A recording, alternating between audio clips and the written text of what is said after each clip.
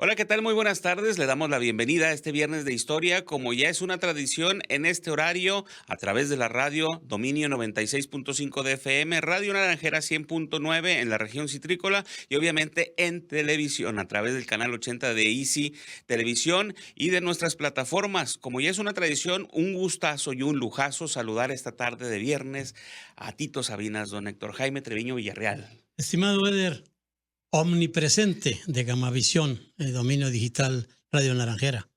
Omnipresente. Estamos dominando la ciudad, dice el licenciado Gámez. Sí, pero usted aquí, oiga, qué bárbaro.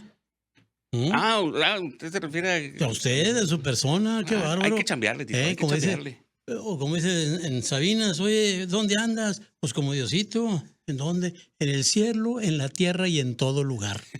Así está Eder de Omnipresente. Pues bienvenidos a este programa de Viernes de Historia de la Guillotina. Saludo a nuestro jefe, amigo, compañero y que anda todavía festejando su 40 aniversario como gente de la televisión, Mario Gámez Fonseca. Ya saben, un fuerte abrazo.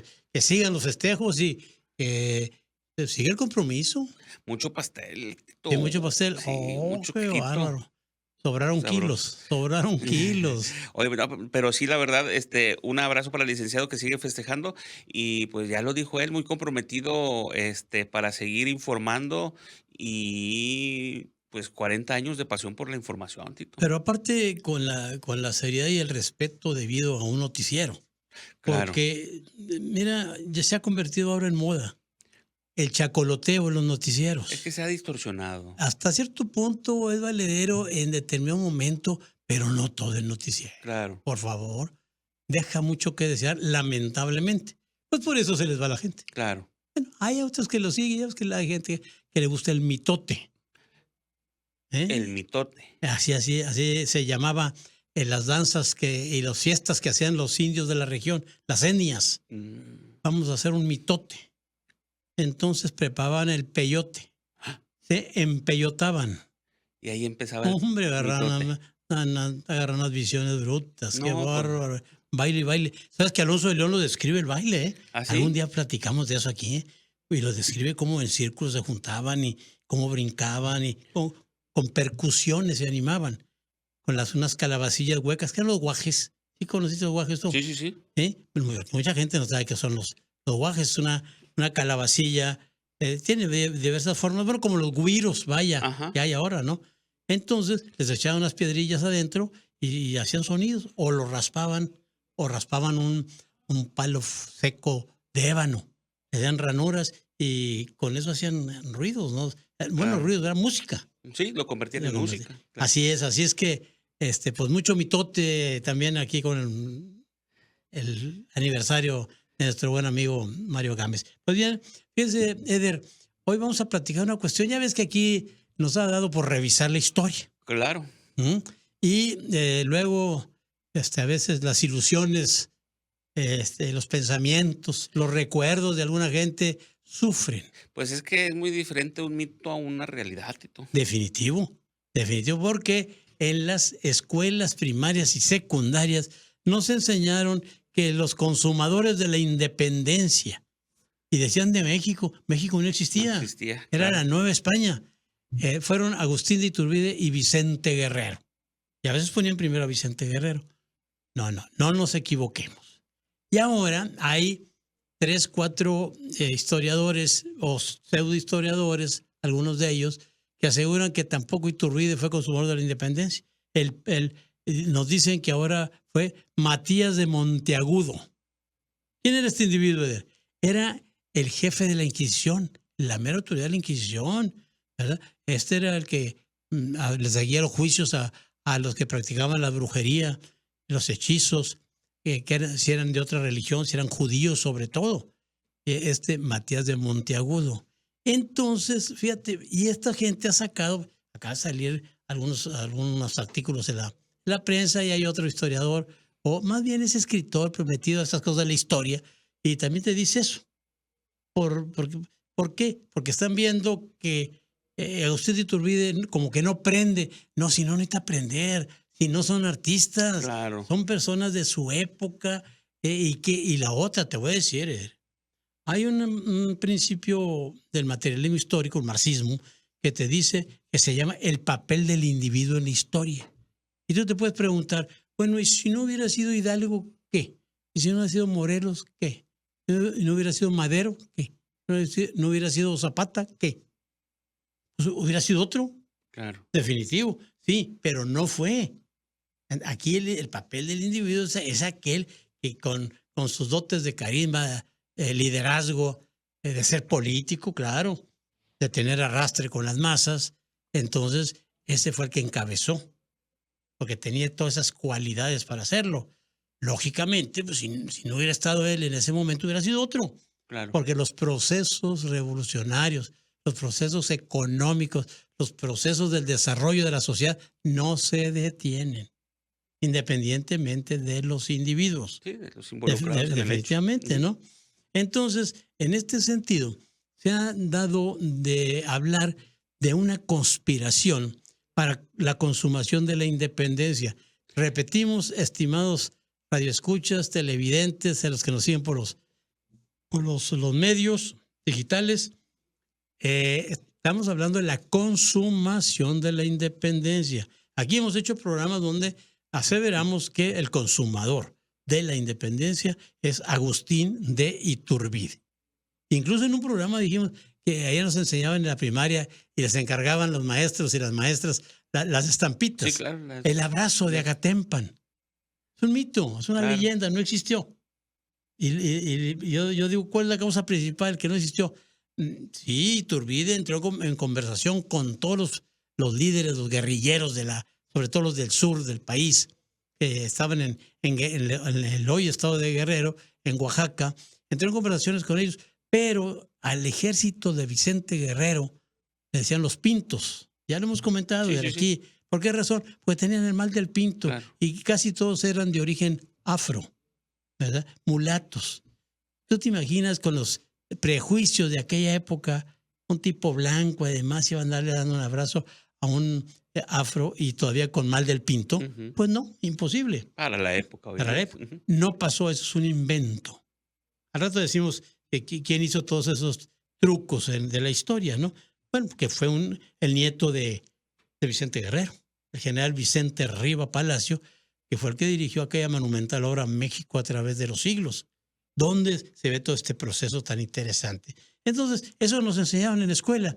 Y qué bonito nos lo platicaban los maestros, sí, claro, ¿no? Y vamos a escenificarlo y ponían a un muchacho blanquito por ahí, lo vestían como Iturbide, y a un morenito como Guerrero, y que el abrazo de Acatempan, emocionante. Mira, pues un mito de tantos que hemos tenido en la historia y que le dice uno a la gente, pues no existió. ¿Cómo, hombre? Pues todavía me enseñaron que sí. Pues no. A algunos le llaman aderezos a la historia. A la historia, pues le da sabor. La leyenda, el mito. A mí me han preguntado los seguidores aquí de Gamavisión, de Dominio Digital, de Radio Naranjera, que por qué no platico de leyendas. Sí las sé. Sí, he inventado leyendas incluso. Yo las he escrito, pero no me gusta. Porque la leyenda es mito. Claro. Una mentira. Y te metes a ese campo, no, está diciendo mentiras igual que con la leyenda o con la historia. Le quitas la seriedad a la cuestión histórica. Hay compañeros, yo conozco a un maestro excelente, Rafael Olivares Ballesteros, qué personaje. Él tiene varios libros de leyendas, pero no una leyenda sino como se la contó el viejito, no, trabajada literariamente. Eso es lo más importante, que le dé el sabor a todos, porque la mujer aparecida, el jinete sin cabeza, las llamas que se ven allá atrás de un jacal, pues todas esas leyendas, ¿verdad? Existen en todos los países, increíble. Claro. Y desde la época de la Edad Media o antes. De toda la vida han existido, ¿no? Entonces, no hay que mezclar las leyendas, los mitos con la historia. Con la historia. Pero los grupos políticos en el poder les interesa todo esto un poco para lograr la atención de todo México, de todos los mexicanos, y tratar de hacer un tipo de conciencia nacional. Pero qué feo que luego de repente te diga, pues no existió eso. ¿Cómo? Así me lo enseñaron. Pues no. Pues los enseñaron porque lo que les convenía. Claro. Como mucha gente ha puesto ya, hemos dicho muchas veces, en tela de duda lo de los niños héroes.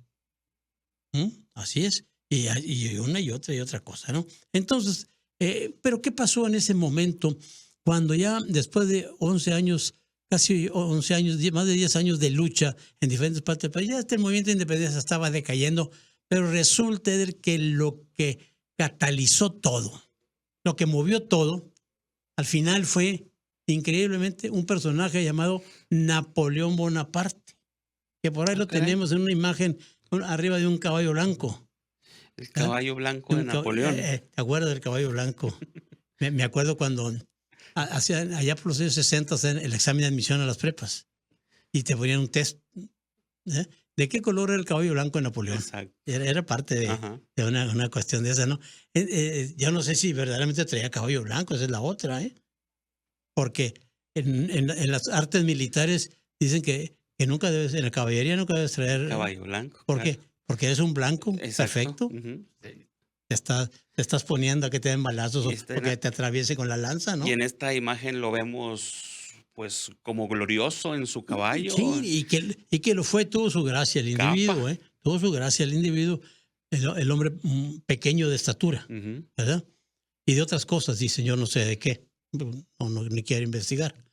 Pero resulta que Napoleón Bonaparte, emperador de Francia, después de aquella revolución que hubo francesa, donde libertad, igualdad, fraternidad, y que se fue, diríamos ahorita, rumbo a la izquierda a todo el país, pues llega Napoleón, es el emperador, y le da por conquistar más territorios.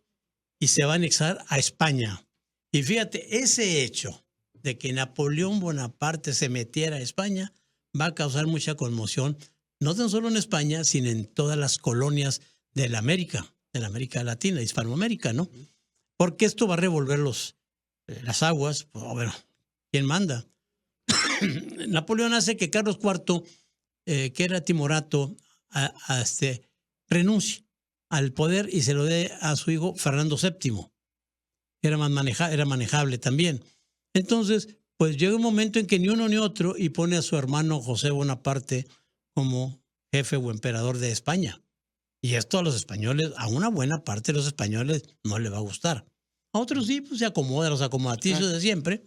Entonces, Pepe Botellas, que así le apodaban, algunos dicen que porque le encantaba, dicen los muchachos, que el chupe. Beber alcohol de la botella de vidrio. Pero yo he investigado y no, por ahí no era el asunto. Hasta creo que no bebía, Pero pues, en aquellos tiempos no había memes, no había estas cosas digitales, pero sí había mucha habladuría de la gente. Y se fue creciendo la fama de Pepe Botella, y así le llamaban, Pepe Botellas. Pues resulta que una buena parte de los españoles no estuvo de acuerdo con eso. Y se salieron de Madrid y Barcelona, de otras partes. Pues vamos a juntarnos en Cádiz, a seguir sosteniendo nosotros la España, y vamos a una cosa avanzada. Vamos a hacer una nueva constitución donde hay un monarca, que hay un rey, pero que hay un parlamento. Eso era un cambio tremendo, porque antes era nada más la fuerza y el vigor de lo que el rey decía y se acabó. Claro. Entonces la otra era citar a diputados, y citan a diputados. Y entonces de acá de América van una serie de diputados a las Cortes de Cádiz. Y es muy interesante. Aquí en el Archivo del Estado hay unos documentos donde se elige al diputado por el nuevo Reino de León, Juan José de la Garza, sacerdote. Y va por Coahuila José Miguel Ramos Arizpe, que luego jugaría un papel muy importante en la cuestión de la Constitución, y se van juntos. Piden dinero prestado, si no había, pues había que hacer el viaje hasta allá, ¿verdad? Que era larga la travesía. Pues no crees que el diputado por Nuevo León se muere en el barco. ¿Va? Murió. No tuvimos representante. Entonces, Ramos Arizpe hábilmente tomó la representación de las 4 provincias internas de Oriente, que eran el Nuevo Santander, hoy Tamaulipas, el Nuevo Reino de León, hoy Nuevo León, la provincia de Coahuila y la provincia de los Texas. Y él, claro, con los informes que llevaba de la Garza, los utilizó él y presenta una interesante propuesta allá, y sobre todo el estado, cómo estaban las provincias internas, ¿no? Eso pues nos da mucha luz, porque tú te imaginas un documento de 1810-12 y que te dice, ahí está, pasa esto y esto en el Nuevo Reino de León, en Tamaulipas, en Santander, perdón, en Texas está casi despoblado, no había ni 1000 habitantes. Oye, es una radiografía muy interesante. Claro. Bueno, Entonces, pero estos estaban de rebeldes en contra de José Bonaparte. Pero se reúnen en las ciudades que ellos dominaban y ahí en Cádiz proclaman la Constitución de 1812. Y la proclaman el día de San José, un 19 de marzo. Y la Constitución esa es en la Pepa. Ya ves cómo es el chancero, el latino, ¿verdad? Ajá. La Pepa. Sí. La Pepa es la Constitución de 1812. Uh-huh. Aunque el mismo Napoleón, ya olfateando que esto iba para más, en Bayona, en Francia, reúne a unos cuantos españoles y franceses y 2 años antes, para allá por 1809, y hace una constitución también en Bayona, Francia, y se llama el Estatuto de Bayona, que no es malo el documento, yo lo estaba leyendo y estaba adelantado para la época. ¿Ah, sí? Pero ¿qué estaba en juego? Que yo quiero ganar allá y que yo quiero poner gente, yo soy el jefe. No. El trasfondo económico. Pues eran las colonias. A ver, estamos produciendo esto acá en Francia, pues hay que tener esas colonias para agarrarlas y venderles productos el y dinero, traernos claro, recursos naturales de allá baratos. Claro. No estamos hablando de ahorita, ¿eh? No, pues eso ya viene desde hace mucho, Tito. Y es lo mismo. Sí. Por donde le busques. Y por eso dice, oye, no, pones aranceles porque estos ya nos están invadiendo ya aquí. Y los aranceles ya se hablaban en aquella época. Y muchos de los problemas que hubo en el mundo, en la historia mundial, y los que hay y los que seguirá habiendo, son producto de los aranceles, fíjate. Increíble. ¿Desde cuándo estamos hablando de eso precisamente, Tito? Pues, ¿qué te parece si hacemos una breve pausa para poder ir al primer corte? Porque nos queda mucho de este programa de este viernes de historia, que por cierto, ¿cómo lo vamos a titular? ¿Quién fue el consumador de la independencia? Así lo vamos a poner. ¿Quién fue el consumador de la independencia? Bueno, para no hacerlo muy largo el título. Excelente. Oye, Tito, es que hay mucha gente que, la verdad, muchos buenos comentarios que nos llegan a través del WhatsApp, del 8180002300, que disfrutan mucho de escuchar este programa en el tráfico, sí, porque es la manera de olvidarse un poquito de todo lo que se está viviendo en las calles y avenidas. Sí, ya sabemos que va la gente nuestra y que está escuchando, y aparte de los automovilistas que van ahí en cualquier vehículo que traigan y todo lo de las aplicaciones. Ellos sobre todo dicen, de pronto vamos con el pasaje y nos dice, a ver, súbale, a ver qué estación es la que está escuchando, porque se interesan en lo que estás comentando. Y lógicamente que tiene también sus cosas positivas, ¿eh? Yo me subo a veces a una de estas plataformas como Uber o Didi, oiga, con la pura voz, usted Tito Sabina, y luego no me cobran, oye, pues mejor, oye. El cariño del como público, el otro dicho que tiene Tito Sabina, ¿verdad? De gorra hasta puñaladas, nada más que no sean muy profundas. Vámonos. Y es viernes y el cuerpo lo sabe. Perdón, estamos hablando de la consumación de la independencia. ¿Quién fue el consumador de la independencia? ¿Por qué lo hacemos? Bueno, se festeja o se conmemora o se recuerda menos que el día 15 y 16. Mucho es menos. el 27 de septiembre. 27 de septiembre, ¿no?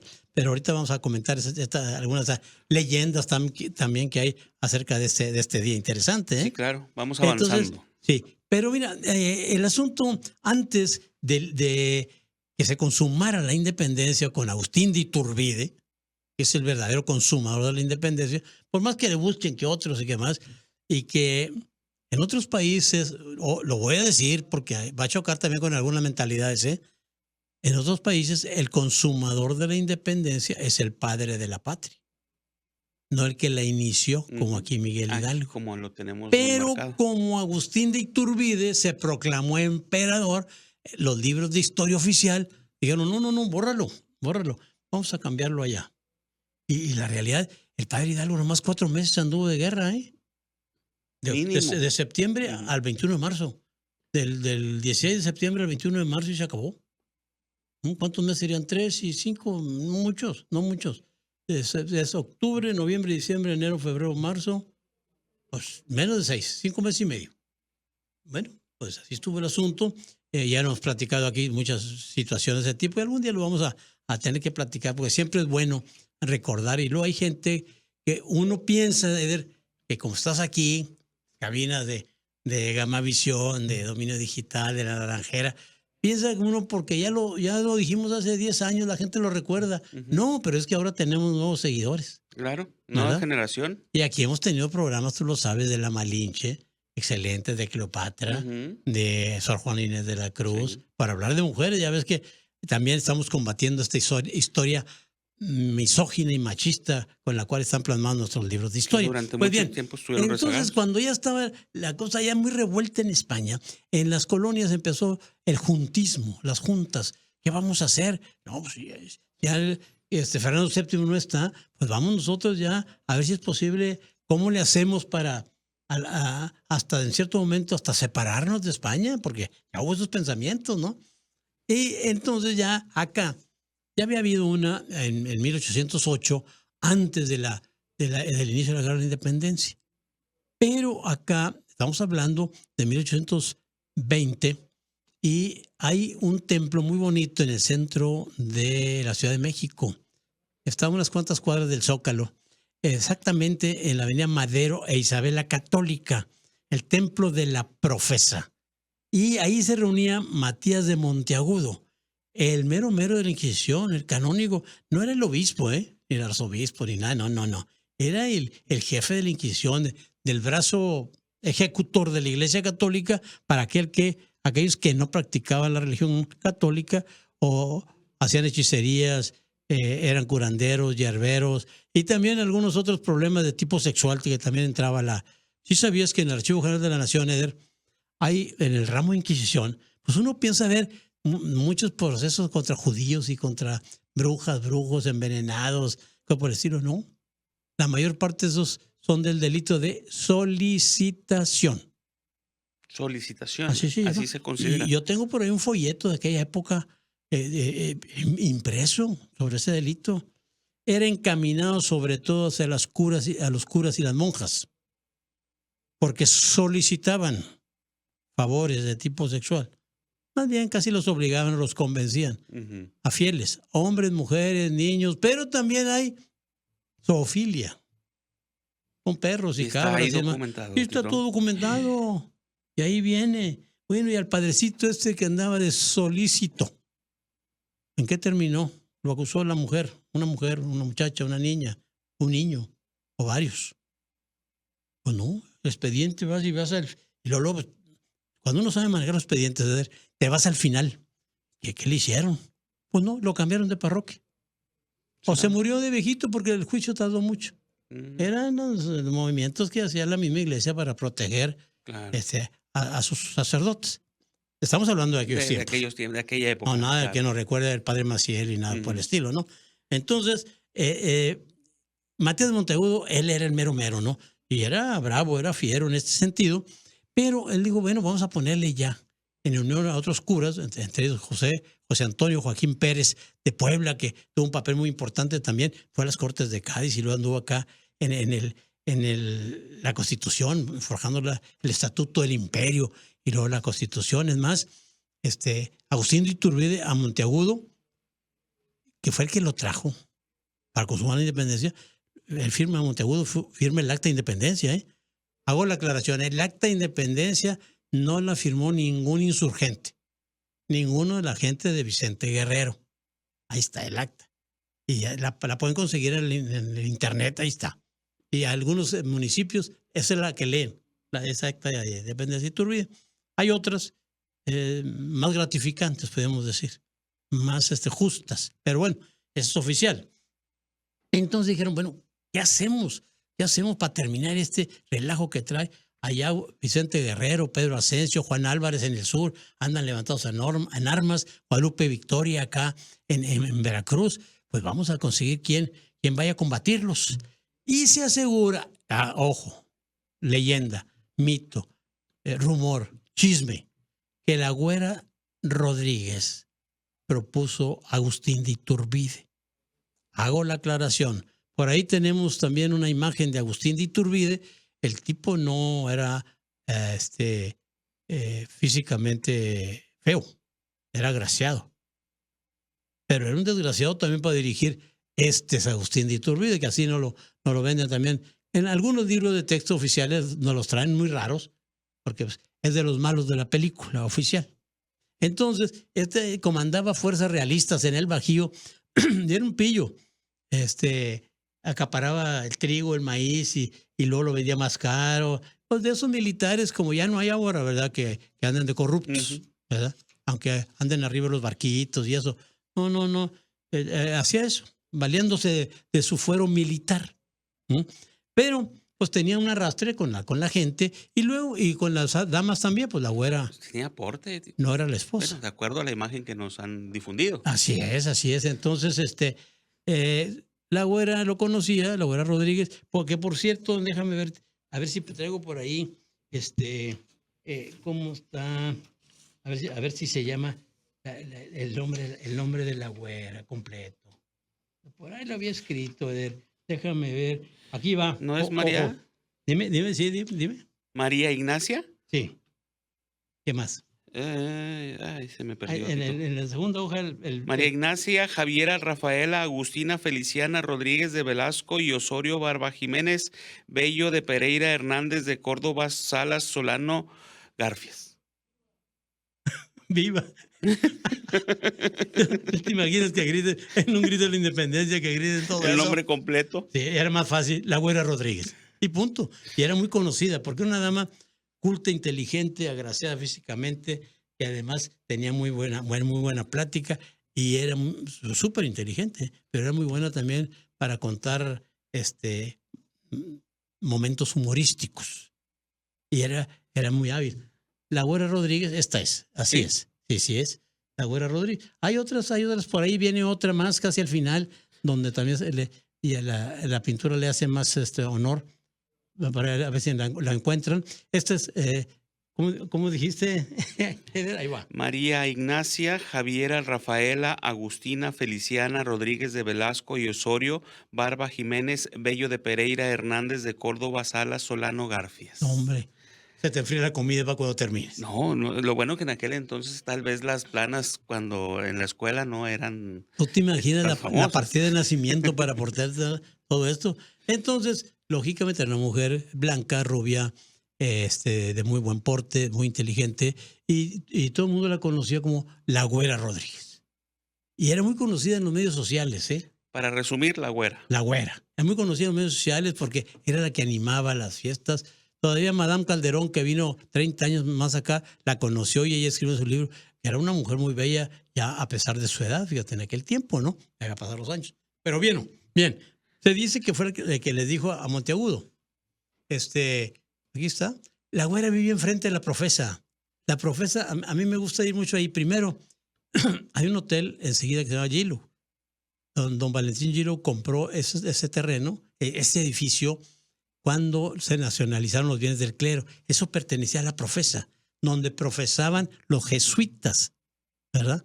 Que los jesuitas es el brazo más inteligente. Así, ahí está. Y tú lo puedes ver. Así ¿sabes dónde lo ves? Así, en esta imagen, a gente que va de radio, estamos pasando una imagen en blanco y negro, que es hermoso. Y ahí tenemos a color también, de la Profesa. En contraesquina está el Museo de Carlos Monsiváis. En el segundo, tercero y cuarto piso, y en la parte de arriba, en la azotea, hay como una cafetería al aire libre. No, hombre, de ahí ves toda la Profesa hermosa, toda una teta más unos retratos fabulosos. Fíjate, yo tenía ahí como los traje también para que los viera aquí la gente. Pero bueno, en ese edificio, ahí donde se juntaba Matías Monteagudo junto con otros, y toman la decisión de traer a Agustín de Iturbide, que se dice, Vicente Rocafuerte, un ecuatoriano, el luchador por la independencia de Ecuador y por México, muy amigo de Fray Servando. Él dice que la güera, él escribió que la güera Rodríguez tuvo gran influjo en Iturbide. Esta es, mira, esta es la iglesia, aquí la tengo esta imagen. Muy bello el edificio. Los que van por radio, cuando llegan a su casa, que van escuchando la radio, pónganle ahí en el Google el templo de la Profesa. Sí. Imágenes. Y ahí te va a salir todo eso. Y cuando vean a México, están los 3 cuadras del ¿cómo se llama? De Zócalo. Del Zócalo capitalino. Sí, hombre. Y a media cuadra está el Casino Español. Qué edificio, qué hermoso y qué sabroso se come. Y barato. Los almuerzos son muy baratos. Y luego subes y entras al edificio con unos vitrales hermosos. No. ¿Qué disfrutas tú más en esas visitas, Tito? ¿La belleza de estas estructuras o la comida? Mira, las dos cosas. Te voy a decir por qué. Qué edificios tan bellos, ¿eh? Sí, desde Es más, súbanse al turibús, hombre, y con eso les dan tienen una visión color. Pero lo más importante, de cualquier centro histórico del mundo, de cualquier país, hay que caminarlo. Tú vas a La Habana, camina a La Habana para que veas todo Claro. aquello y lee las placas y hay museos. En la Ciudad de México, hasta la semana pasada había como 155 museos, algo así. Digo hasta la semana pasada porque a lo mejor ya abrieron otros. Y más. Claro. Nunca terminas de verlos. ¿Tú te imaginas para recorrerlos todos? Yo de No. conocer unos 60. Y más cuando son edificios que están involucrados en sucesos tan importantes ¿Cómo no, hombre? como en nuestra historia. No, tú ves los Bellas Artes, ves el Palacio de Correos. No, qué hermosísimos edificios. Que aquí tuvimos también de esos, ¿eh? Pero, ¿Pocos? ¿mande? ¿Pocos o una buena cantidad? No, tuvo buena cantidad. Pero ampliaron, padre mío, ampliaron Morelos Y y ahí se tiraron todo. fueron. No. Qué triste. Es terrible. La casa donde vivían los Garzazada en Padre Mier y Galeana, ahí estaba, hermosísima, para hacer un banco. Horrible, por cierto. La casa donde vivía Bernardo Reyes por la calle Hidalgo, que hay un banco también ahí. ¿Ves tú la casa cómo tiraron esto para hacer este esperpento? Pues son esperpentos. Sí, claro. Con todo respeto, lo voy a decir también. Vean las fotos del edificio de la Logia, el viejo, y ven el de ahora. Te da pena. Pero bueno, seguimos con el Consumidor de la Independencia. Entonces viene Iturbide y Monteagudo ya ahí dirigiendo, era el cerebro. Por eso estos historiadores o pseudo historiadores dicen que Matías de Monteagudo es el consumador de la independencia. Él tuvo la idea de poner a alguien. Y la Güera Rodríguez ¿Le dijo quién? que Iturbide. Entonces Iturbide agarró el mecate, como dicen también en los pueblos, y arma un ejército y empieza y se va a combatir.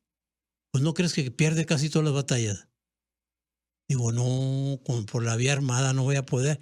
Empieza a mandarle cartas a todos los jefes y convencerlos, pues vamos ya a terminar con esto. Vamos a hacer un ejército.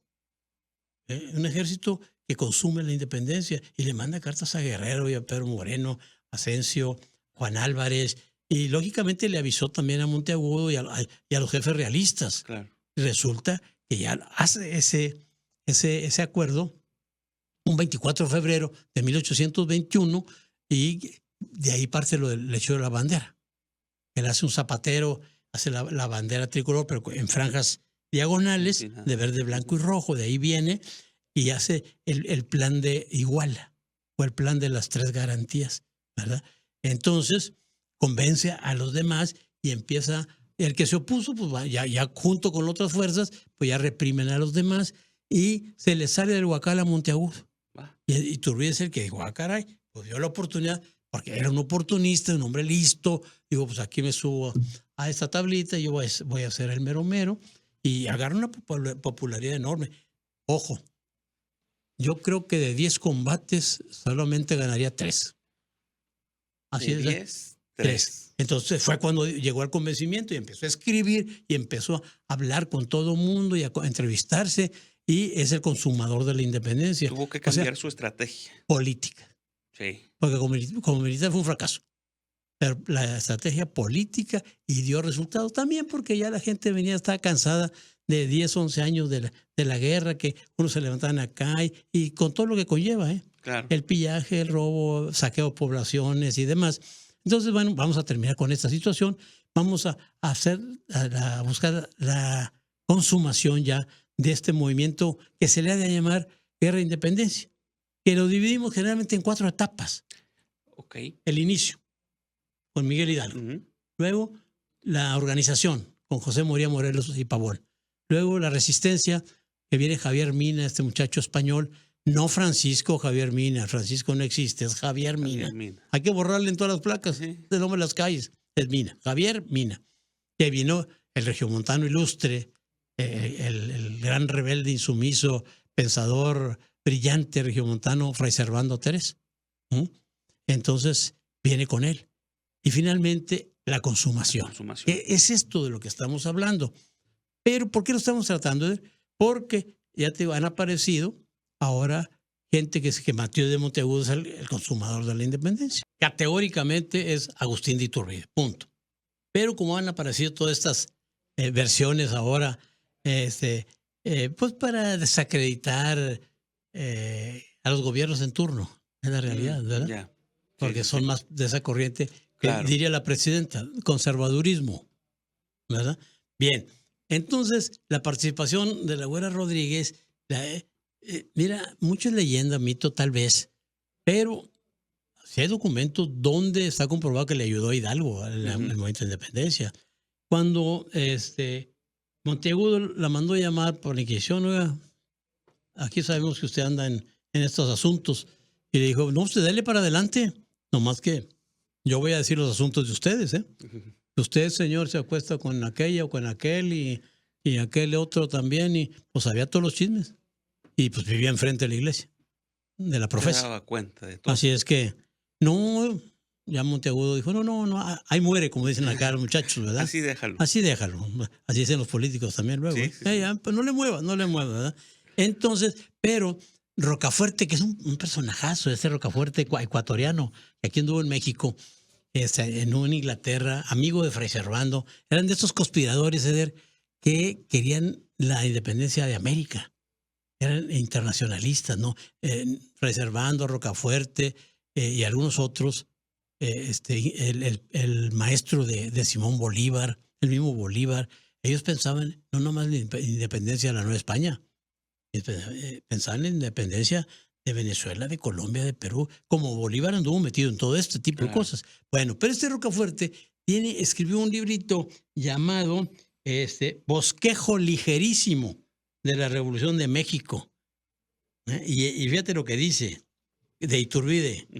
Contrajo trato ilícito con una señora principal de México, preciosa, rubia, de seductora hermosura, llena de gracias, de hechizos y de talento, y tan dotada de un vivo ingenio para toda intriga y travesura, que su vida hará época en la crónica escandalosa de la náhuatl. ¿Qué hubo?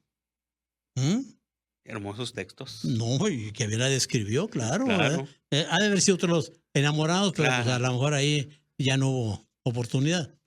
Porque a la Güera se le atribuye que cuando vino Humboldt, el gran sabio alemán, también ahí, ¿verdad?, lo documentó. Le enseñó México. Tuvo participación en la historia de la Güera. Y alguien asegura que cuando vino el joven, cuando era muy joven Bolívar, también le enseñó cosas. Digo, la ciudad, de la ciudad. Claro. Yo digo, lo juramentó, para que no se haga feo. Pero desafortunadamente los familiares de la Güera creo que quemaron todo el archivo. Si no, qué bárbaro. Hicieron una película de la Güera Rodríguez, ¿eh? ¿Cómo se llama la dama esta? Hija de otra actriz y de un director de cine, que fue la protagonista de la película, la Güera Rodríguez. Ahí la pueden buscar ahí en el YouTube y ahí está. Y se han hecho obras de teatro sobre la Güera Rodríguez. Y ahora el gobierno de la Cuarta Transformación ya la está manejando la imagen como una de las heroínas de la independencia. Porque hemos de decir que, aparte de Josefa Ortiz Telles Girón y Leona Vicario, hay otras y que han estado apareciendo, que hemos estado rescatando en la historia, porque esta historia mexicana y nuevoleonesa, hecha por machos misóginos, no aparecen las mujeres, ¿verdad? ¿Cómo se llama la muchacha esta? Bueno, ahorita nos acordamos. Aquí lo estoy buscando. Sí, el papá creo que es un Fernández la mamá también salía de las telenovelas. Pero bueno, yo para eso soy malo, para dar notas de la farándula, definitivamente, ¿no? Entonces, esta consumación de la independencia se va a lograr gracias a la habilidad diplomática de Agustín de Iturbide. Pero, ¿qué es lo que quería? Y haces un análisis de la gente que participó en los 11 años que duró la guerra de independencia. Hidalgo nunca habló de zafarse de España, ¿eh? ¿No? No. Incluso dice viva Fernando VII cuando hace el grito, ¿verdad? Luego ya va avanzando en su pensamiento porque viene la liberación de esclavos y demás, porque ya se va radicalizando el movimiento, pero él era de tendencia monárquica. López Rayón también. En cambio, Morelos no. Morelos era republicano. Él quería ya el Parlamento, quería el Congreso, y de hecho establece el Congreso de Chilpancingo y lanza la Constitución de Apatzingán, que es muy adelantada para su época. Entonces, esos son los inicios. Pero acá, al final, ¿Qué es lo que pretendía Iturbide? Bueno, vamos a hacer la independencia de la Nueva España, pero ofrecerle el trono a Fernando VII, porque a Fernando VII lo traían como bocabajeado allá en España, entre Napoleón y los enemigos liberales. Incluso invitaban a que se viniera toda la familia imperial. Vénganse para toda la monarquía, las monarcas, vénganse aquí a México y aquí se establecen en la Nueva España, más bien no México. Acá se establecen. Lógicamente el otro no aceptó, ¿verdad? Pero ellos tenían esa tendencia, Iturbide, de un monarca, cuando hace con la consumación de la independencia de la Nueva España. Ojo, estamos repitiendo, Nueva España, porque siempre le están diciendo en todos los medios que la independencia de México y de México. No existía México. Más adelante, resultado de todos estos procesos, vaya a resultar nuestro país, que se llama los Estados Unidos Mexicanos, no México, ni República Mexicana. El nombre oficial es Estados Unidos Mexicanos. Fíjate, yo siempre he estado tentado en encabezar una iniciativa y cámbienle, pues para que andamos con falsedades. México. Porque nosotros, ¿de dónde eres? De México. Sí. Nunca decimos de Estados Unidos Mexicanos. No. De México. Hasta la selección de fútbol que dice México. Pues para qué andamos ahí con hipocresías, hombre. Pero bueno, así son cuestiones de tipo político. Y cuando y viene la otra, viene el ejército trigarante, ya armado, ya vienen los insurgentes plegados, ya se habían puesto de acuerdo con Iturbide, pero Vicente Guerrero no venía con Iturbide a la cabeza del desfile del entrar el ejército a la Ciudad de México, venía como el lugar número 26. Yo tengo por ahí todos los que venían, todos los regimientos, los insurgentes allá rezagados, o sea, casi de pegote. En el acta de independencia no la firma ni un insurgente. Son puro de la realeza, entre comillas, de aquella época, curas como Matías de Monteagudo. Que Iturbide era tonto y pues como quiera hay que tomar en cuenta al que me invitó. Claro. Entonces lo toma en cuenta y está en la regencia también Monteagudo. Y entonces ya se va a establecer. Pero resulta que iba a entrar a la Ciudad de México el día 26 de septiembre de 1821. Digo, no. Hasta el otro día. ¿Por qué crees, Eder? ¿Cuál fue el argumento? Cumplía años. Él. Y desde allá vienen los devaneos de los políticos. Y sabes que el grito de independencia se da el 15 de la noche. ¿Por qué? Por el cumpleaños de Porfirio Díaz. El cumpleaños de Porfirio Díaz. 15 de septiembre a las 11 de la noche. Porque ese día y esa hora nació Porfirio Díaz. Aunque ya la gente, desde incluso de los años, de la década de los 20 del siglo XIX, ya se juntaba en las plazas en las noches, pues con el mezcal y el tequila y todas esas cosas, bebidas espirituosas, a esperar la conmemoración, que era el 16. El grito se dio el 16 en la madrugada, no el 15. Pero bueno, ya lo hicimos oficial y es una gran fiesta y todos andamos enfiestados. Pues ese es el inicio. Y la consumación, no, 26 no, el 27. Y se asegura que Iturbide dijo, no, por aquí, vámonos por esta otra calle. ¿Por qué? Porque por ahí vive la Güera Rodríguez.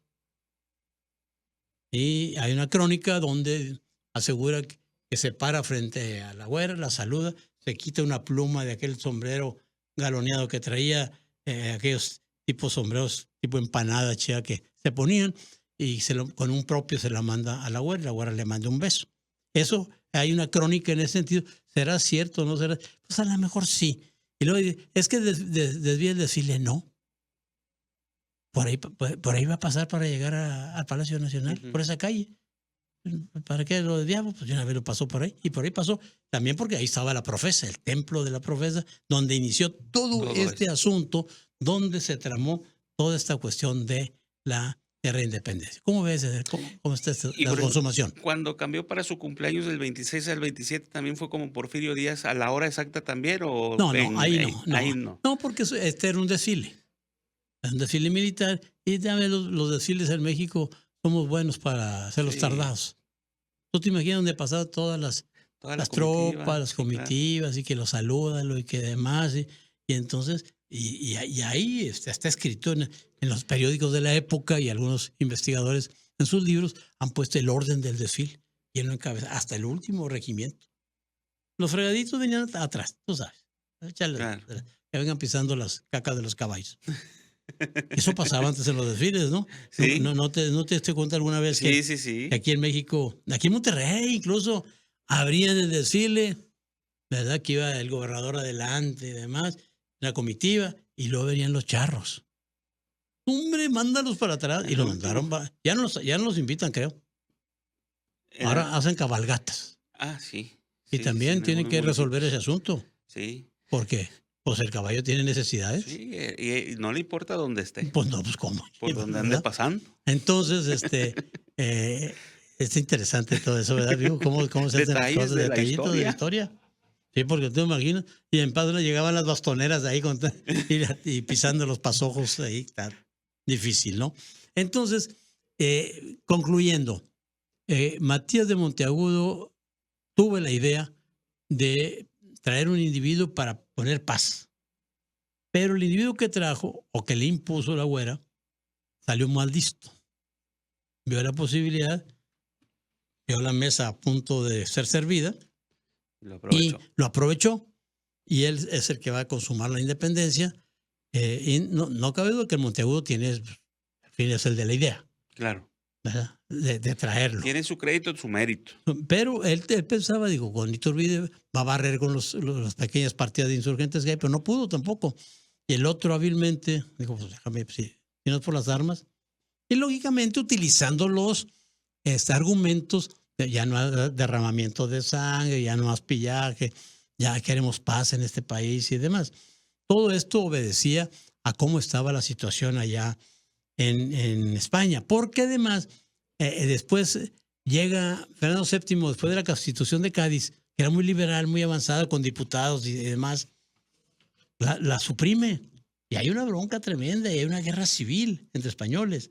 Finalmente, en 1820, hacen los diputados y la gente en España que Fernando VII vuelva a poner la Constitución de Cádiz, y la gente acá, los de la realeza, entre comillas, los ricos, los curas importantes, los militares, oye, pues van a venir estos y nos van a barrer, todos estos liberales.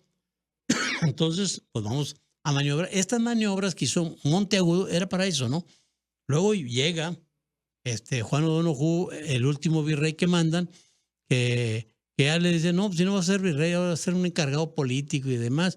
Y él lee el plan de Iguala, el plan de las 3 garantías, le parece muy bien. Pues Iturbide platica con él. Y de ahí hacen los tratados de Córdoba y acepta el plan de las 3 garantías, el futuro virrey, que por cierto causa el enojo de los ricos, de los curas y demás, y hacen que lo devuelvan a España para que lo juzguen, ¿verdad? Pero también allá andaban cambiando las cosas. O sea, no es tan fácil decir, ya se consumó la independencia. Atrás hay todo un engranaje político, claro, y sobre todo económico, lógicamente con consecuencias sociales. Claro. Entonces, bórrenle para todos aquellos que les dijeron que Vicente Guerrero e Iturbide eran los consumadores de la independencia, que el abrazo de Acatempan. Incluso, fíjate los extremos de los políticos. En tiempos del presidente Luis Echeverría, a punto de lanzar por decreto que Vicente Guerrero era el consumador de la independencia. No, señor. La historia te dice otra cosa. Claro. No puedes tú por decreto hacer la historia. No, pues para atrás, como quiera, no recuerdo en qué quedó eso. Le da un reconocimiento, ¿verdad? Lógicamente, también los que están en el poder actualmente también no van a reconocer a Iturbide. ¿Por qué? Porque Iturbide cae del plano, luego de la historia oficial, de la historia maniquea. ¿Qué es la historia maniquea, Eder? La de los buenos y los malos. Estos son los buenos, estos son los malos. Iturbide, como se hizo emperador y lo quitamos, es de los malos. E incluso hay una reacción tremenda en el Congreso y hace que se tome el acuerdo de que si regresa a México, porque lo expulsan, los tierran de México y se va becado con muy buena lana hasta eso, ¿eh? Pero nuestro inquieto y rebelde regiomontano universal, el primer regiomontano universal, Fray Servando, pugna porque si acaso pisa tierra mexicana que se le fusile. Y regresa a Iturbide, pero él no sabía de ese decreto hasta eso, ¿eh? Y lo agarran aquí en Tamaulipas y es fusilado en Padilla, Tamaulipas. Así termina la vida de este consumador de la independencia. Hay un libro muy interesante de su Agustín Malo, el Malo es el apellido, era el secretario particular, Ramón Agustín Malo, creo. Es un libro grueso. Y ahí viene toda esa situación donde describe este tiempo ingrato luego de Iturbide, que después de estar 11 años duró el imperio nada más. Lo sacan. Él comete muchos errores porque va a combatir a los diputados que eran liberales, los mete a la cárcel, suprime el Congreso, toda una bola de hierros políticos que lo echan y dura 11 meses. 11 meses. Pero en esos 11 meses trató de hacer una corte tipo europea con las damas y que esto y que otro. Por cierto, a doña Josefa Ortiz, que antes conocíamos como de Domínguez, ahora Josefa Ortiz Telles Girón, la esposa del corregidor, la invitan para que sea, y a sus hijas, para que sea dama de la corte y Iturbide. No, doña Josefa, no señor. Era una mujer esa. Bueno, ya ahora en la actualidad los políticos ya le han cambiado el apellido también. No, pues ya, pues ahora hay que cambiarlo. No, pero porque ya no de casada. Porque... Hay algunos que le cambiaron el apellido. Pero malamente. Porque no, pues es que cada sonso que llega como alcalde. No conocen la historia, exactamente. Cada sonso que llega como alcalde, que se nutren con las telenovelas y los programas humorísticos. En vez de decir Josefa Ortiz Telles Girón, Josefa Ortiz de Pinedo, dijo el individuo. Sí. No, ya hasta unas taiboleras llevaron a otro municipio con la bandera. No. A ver, la mezcla en estas fiestas patrias estuvo muy extraña. Sí, ¿verdad? Pero bueno, eso nos sirve también para el comentario y que la gente se interese en este tipo de cuestiones, ¿no?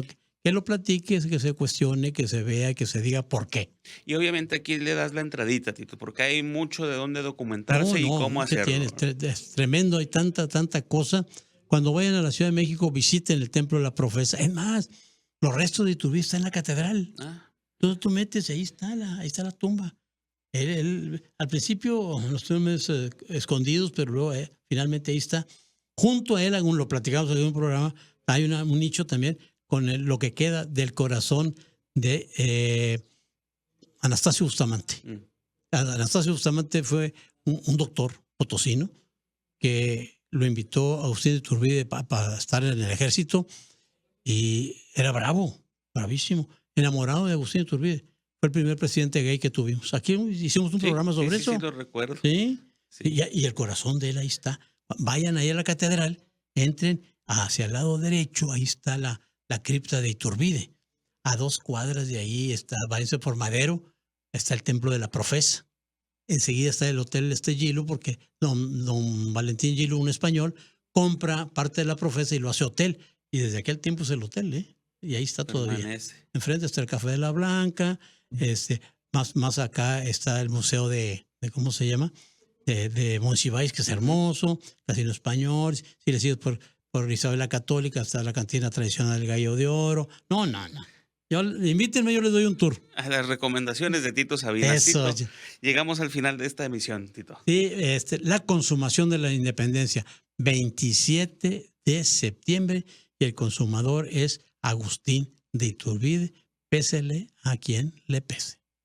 Pues así terminamos este viernes de historia, Tito. Ya la gente espera tu frase.